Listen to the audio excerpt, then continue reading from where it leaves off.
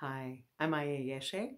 I hope you are enjoying the Natural Therapies Expo with my dear friend Jen, who I used to be a Buddhist nun with. So what can meditation or yoga or, so-called Eastern spirituality offer you? We all aspire to a better world. We want peace and we want to enjoy our lives fully and be fully present to our loved ones and our children and be more effective in the way we love and that we're enjoying our lives fully and taking the most out of it. But from the time we're very young, we're told we're basically living for a future event where we're told we'll somehow be happy, where we're climbing a mountain and the top never quite arrives. We're told when you finish school, you'll be happy. When you finish university, you'll be happy. When you find a partner and get married, you'll be happy. When you buy a house, you'll be happy. When you pay off the mortgage, you'll be happy. When the kid leaves home, you'll be happy. When you retire, you'll be happy. And then finally we get to old age and we have nothing to look forward to, so we start looking back. I was happy when da da da da da da. And in that way we spend our whole lives missing the present, missing what is going on in the here and now. And we're living for a future happiness rather than fully tasting the joy of the present moment. We're missing life, the miracle of life as it's unfolding in the present moment. That's why it's called the present. We need to open the present. And we're missing our, we're not fully present because we're carried away by worries and fears and ambition. Not that there's anything wrong with planning and ambition, but we have to give a time for that and then not do it all the time, because every day is a precious day that won't come again. And, can you remember the taste of your breakfast this morning? Or were you eating your breakfast while watching the news, while watching your child, while looking at Facebook? Not doing any of those things well, not being fully present to any of those things. And if you ask children, young children, what they most want, they won't say, I want a Nintendo, I want, a puppy. They might say that, but what they really want from their parents is attention and them to pay attention and care and be fully present. And being fully present with a wise and peaceful heart is what we call mindfulness, with the emphasis on wise awareness. So why should you be fully present? And you may think, I'm already fully present. But can you see the sun in your tea, the cloud in your tea? Can you see how everything arises? Do you have a fresh mind every moment? Or are you, playing the old self-defeating patterns in your head, like I'm not worthy, I'm not good enough, and just, constantly being in a state of stress and just never really enjoying every achievement, just jumping onto the next thing and the next thing. And in Western culture, from the moment we're born, we're looking outward, look at this, look at me. And we're not taught to manage our mind, but our mind and our heart is the temple where our awareness abides. So it actually makes sense to learn to be at peace with your own thoughts and feelings and not be carried away by them. In the sense that you have thoughts and feelings and sometimes you have suffering, but you are not those things. You have those things, but you don't have to be drowned by those things. You can feel those things without acting out or suppressing. And you return again and again to the true home of the present moment, which is really the only place where peace and happiness can be found. You have a basic goodness in you. Buddhists would say originally pure, the mind of luminous awareness. And all you have to do is sweep away the dust of extraneous overthinking You know, like when you're a child and your mother gives you a cookie or a piece of cake or a sandwich, you just remember those things. Or you remember sitting on a swing and being pushed so high like you might go into the clouds.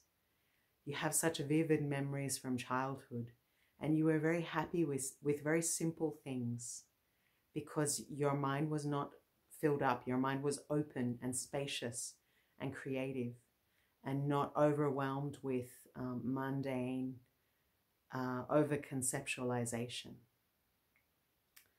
So there is a way to return to a state of spacious awareness and freshness of mind. Of course, you know, you need the cognitive qualities of an adult, but you can combine those so that your way of thinking, your way of speaking, your way of acting becomes more rooted in peace and connection to the earth and other people and the universe, and becomes like every act becomes a sacred act. And how do you do that? Well, the easiest thing you can do is just start to meditate 5 or 10 minutes a day, 15 minutes. Just come back to your breath. You know, when a thought arises, just let it pass and come back to the breath, in and out through the nose. Close your eyes, sit up straight. And you'll notice that the mind has so many thoughts every minute. It's so distracted. A bit like a puppy that won't sit still, you know, always wandering around. And basically, we're often the victims of our own mind rather than the master of our mind. It's like having a wild horse, like a beautiful stallion that could it could really do a lot of good if it was properly trained. But if it's not good, it will just kick down the door of the barn and run out into the field and, you know, get run over on the highway or something. That's what happens with our mind. We get dragged into a lot of unpleasant situations because we don't know how to control our mind. The thoughts and the feelings are dictating to us rather than us dictating to the thoughts and feelings. And as you begin to return to the present moment, as you begin to touch peace, it can really transform your relationships with people. And, you know, you start to really be able to hold space for others, to hold space for yourself, to process old trauma, to purify your mind, to become more joyful. And, you know, everything just becomes more fresh and vivid because there is space between you and your thoughts and feelings. And you know what to act on and what to let go of, what is no longer serving you. And then, you know, there are many practices based in Buddhism about how to deal with relationship problems. This is another aspect of living well that Buddhism has to offer the world. And that practice is called beginning anew. Beginning anew has 4 parts. The first part is, so when you and your partner or you and your teenage child have an issue to discuss, you can meet on a Friday night. You can light a candle, make some flowers, make a nice environment. And you're basically both committed to working on your relationship and honest but caring communication. And not holding a grudge, but being able to move forward and compromise to build a better life together, to build deep understanding. Because love is understanding. Without understanding, our love is a prison of just like, I want the good feelings, but I don't want you as a person. I don't want all the difficulties you bring, which is so sad because we lose a really good relationship because we can't allow the other person to be fully themselves. And we just want what they, you know, the good feelings. But as soon as the good feelings are gone and there's conflict and misunderstanding and hurt, that's when the relationship breaks down because we're unskillful in our love. We have to understand the person we claim to love. And that's why deep communication, deep listening is so important. How do we deeply listen? We sit down and we let the other person speak. And we try to, you know, we don't interrupt them. and we try to hold back our judgment and our blame and just listen to the meaning behind the words, and understand that they may not see something the way we do. And even if they're what they've said is full of wrong views or misunderstanding, give them the time to express what they need to say, and take time to think about it before you respond. You may respond a day later, or, a few minutes after they speak, and to do so with mindfulness, to do so with kindness, where you're filtering your thoughts and feelings and your response through wisdom, through calmness, through peace, that what you say is considered instead of just blah. This way, joy becomes a real possibility for your family and for your personal relationships. So the first thing you would do if you're the person who is sharing, what is the issue, first of all, you have to both commit to honesty, kindness, skillful speech, loving speech, and to beginning anew, to letting go of anger and working towards mutually beneficial solutions to the differences and conflicts that inevitably pop up in life. So first of all, you water the seed of happiness in your partner, and you say, this week I just was so happy to come home to you and to just feel that you're there for me. And I love you so much. I love sharing my life with you. I feel like you're such a loving and supportive partner, and I'm so grateful for you. So you say a few things sincerely that they're doing well, because you've always got to sandwich the good and the bad, right? You don't just want to tell them the bad. You have to sandwich it. And then you go on to express regret about something you might have done. So first of all, you're watering happiness, seeds of happiness. Second, you're expressing your own regret about mistakes you might have made, and you take responsibility for that. So for example, this week I was late from work, and I'm really sorry because I know that you really need a break from the kids, and me coming home late hasn't helped you, and that creates tension in our marriage. But I just couldn't avoid it. Unfortunately, there's a lot of tension in the workplace. We're covering, the person who was sick, and we know that we need this job to pay the mortgage. So I'm really sorry, but how about, you go for a massage this weekend, and I'll take the boys to the national park for a walk. So you're showing your commitment to the marriage and to making it work. And then the third point is you talk about your own difficulties that you're having. So sometimes when you're upset with me, you just turn away and you won't talk to me. And you give me this kind of cold shoulder, and it makes me feel really anxious. Makes me feel like I'm failing as a partner to you. And I really wish that you would express your feelings and your need. I know you're afraid to express your feelings because in the past you were rejected by your parents for doing this, but I want you to know that I love you.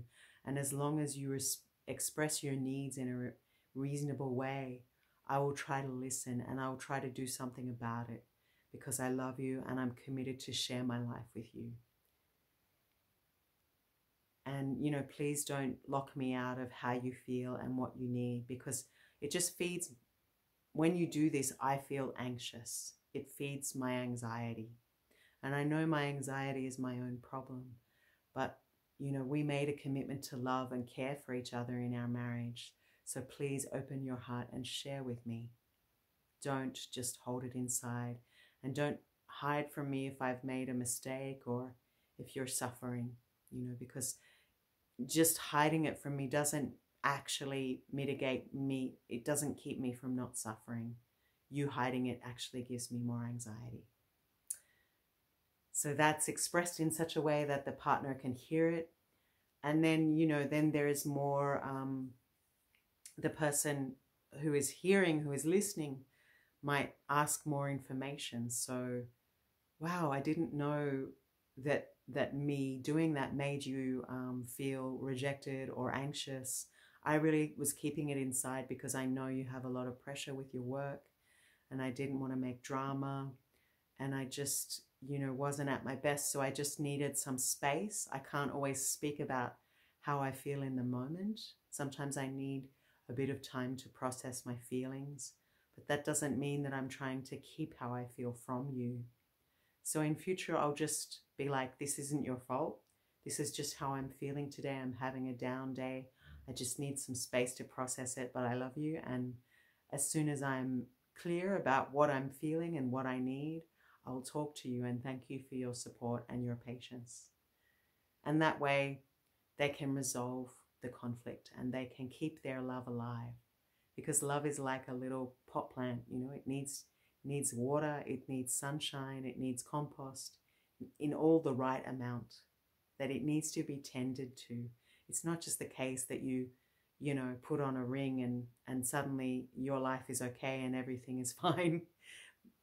A relationship with a child or a parent, or a loving romantic relationship or a friendship, all of these things need nurturance and love and support. And when you speak, it's important to not use blaming words, and to speak about your own feelings rather than, it's because you do this that I feel this way. It's rather, when this happens, these feelings arise in me. So you're taking responsibility for your feelings, but you're also acknowledging what you need. And beginning anew can be a really transforming experience, so that people don't let their love die, that they don't withdraw into bitterness and resentment and misunderstanding. And this is the power of mindfulness, mindful communication, coming back into the present moment. And the present moment is there for everyone to find peace in, to begin anew. No matter how much we've suffered, no matter what we've gone through, we can always return to the present moment and begin anew with ourselves, and let go of the past. We still may feel whatever we feel, good and bad feelings, but there is a bit of space. And when we create a bit of space inside us, we're no longer overwhelmed. And we also notice the beauty of things in the present moment. We have more of a sense of joy and gratitude and inner freedom. We notice the blue sky, the green earth.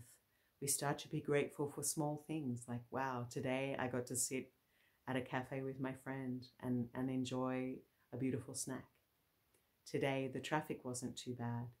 Yesterday the rain was so beautiful. The sound of the rain on my roof. We start to be more appreciative of the beauty of life as it's unfolding around us in the present moment. And we start to be aware of our own sacred nature, of the goodness that has always been there inside of us, the wisdom that has always been there inside of us. So this is a way to connect with peace and to make peace a real possibility in your daily life and in your marriage and with your children and even in your workplace. So I hope you really enjoy this expo, and I'm wishing you all the best. Take care.